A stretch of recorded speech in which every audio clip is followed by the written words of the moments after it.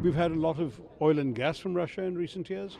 S-400 actually protected us from a number of Pakistani missiles. It's hugely significant. It becomes important to shore up the ones we have.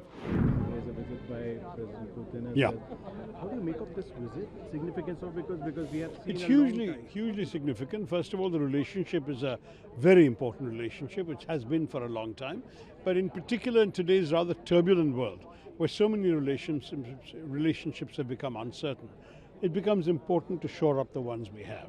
And I think no one should misunderstand that this will affect relationships with other countries, because India has the capacity to have independent relationships with different governments.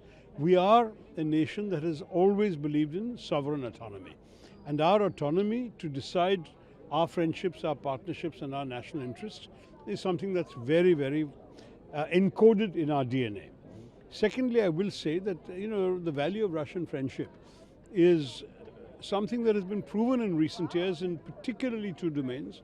We've had a lot of oil and gas from Russia in recent years, and the value of defense imports from Russia was demonstrated once again during Operation Sindoor, when the S-400 actually protected us from a number of Pakistani missiles that were targeting our cities, including even Delhi.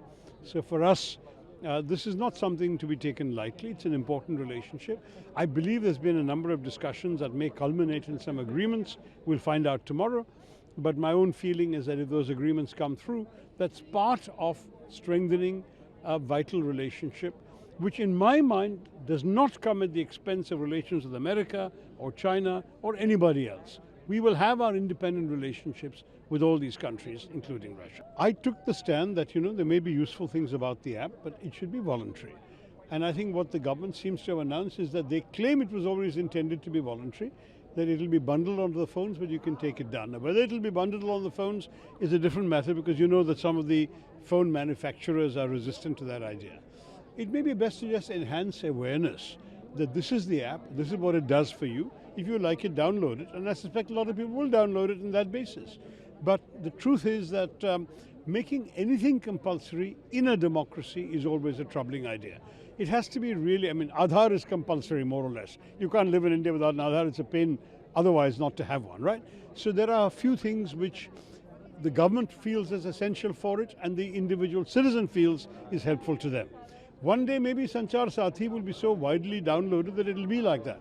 But you should not start off by making it compulsory. That's the main difference. We've had a lot of oil and gas from Russia in recent years. S-400 actually protect